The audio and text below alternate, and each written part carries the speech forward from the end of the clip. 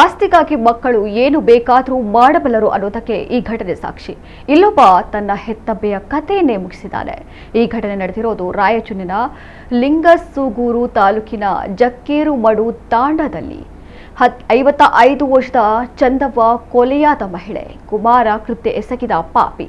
ಬೆಂಗಳೂರಿನಲ್ಲಿ ಕೂಲಿ ಕೆಲಸ ಮಾಡುತ್ತಿದ್ದ ಕುಮಾರ ಗ್ರಾಮಕ್ಕೆ ಬಂದಿದ್ದ.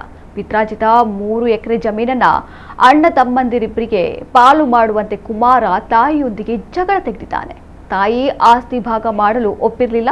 ಇದರಿಂದ ಗಲಾಟೆ ನಡೆದಿದ್ದು, ಮದ್ಯದ ನಶೆಯಲ್ಲಿದ್ದ ಕುಮಾರ ತಾಯಿ ಚಂದವ್ವರ ತಲೆ ಮೇಲೆ ಕಲ್ಲು ಎತ್ತಿ ಹಾಕಿ ಕೊಲೆ ಮಾಡಿ ಪರಾರಿಯಾಗಿದ್ದಾನೆ.